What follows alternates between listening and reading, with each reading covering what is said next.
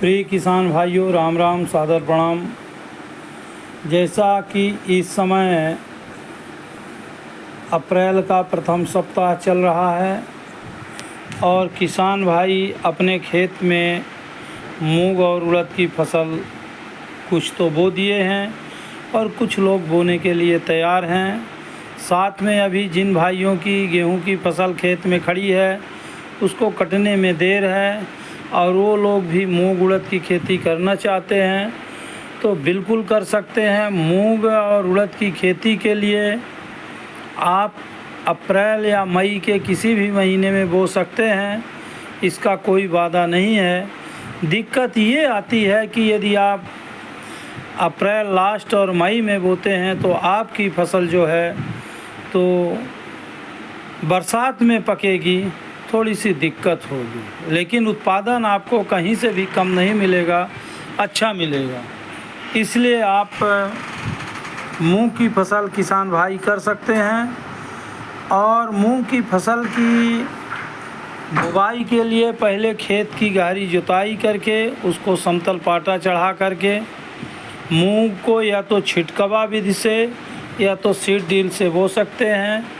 मूंग का सही बीज दर जो है तो 5 किलो से 8 किलो प्रति एकड़ के बीज पड़ता है। मूंग में अच्छे बीज की आप तैयारी करें।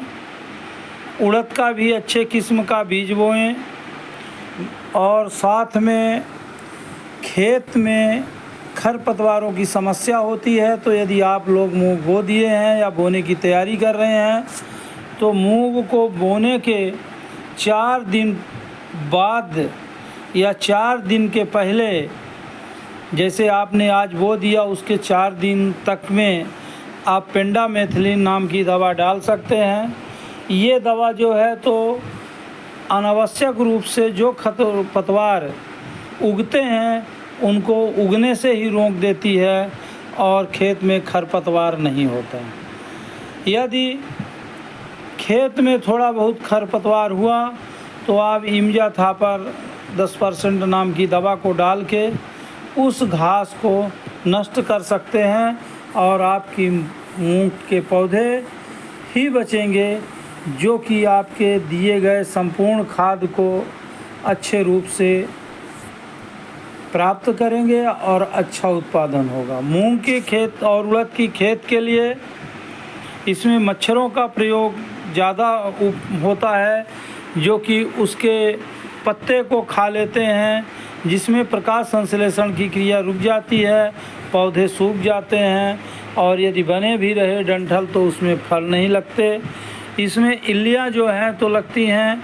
इसके लिए आप लोग मच्छर मारने वाली जो दवा आपको दुकानों में मिल जाएगी उस दवा का प्रयोग करें, साथ में इल्ली वाली दवा का भी प्रयोग करें और समस्त प्रकार के माइक्रोन्यूट्रिएंट्स जो पौधे को रोग प्रतिरोधक क्षमता बढ़ाते हैं और उत्पादन में भागीदारी निभाते हैं, ऐसे माइक्रोन्यूट्रिएंट्स जो अच्छे कंपनी का हो उसे डालें और निश्चित है आपको उड़द और मूंग की फसल बहुत अच्छी मिलेगी। एक चीज़ और देखने को मिला है, हमारे उड़द और मूंग के खेत में खासकर मूंग एक साथ नहीं पकती है और आपको खेत काटने में विलम्ब होता है, तोड़ाई कराते हैं तो उसमें ज़्यादा पैसे लगते हैं।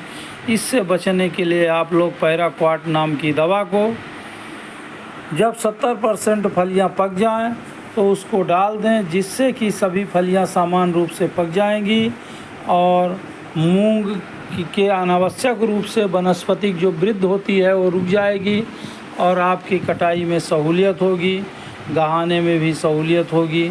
इसलिए किसान भाइयों, आप लोग मूंग की खेती जो करना चाहते हैं अवश्य रूप से करें।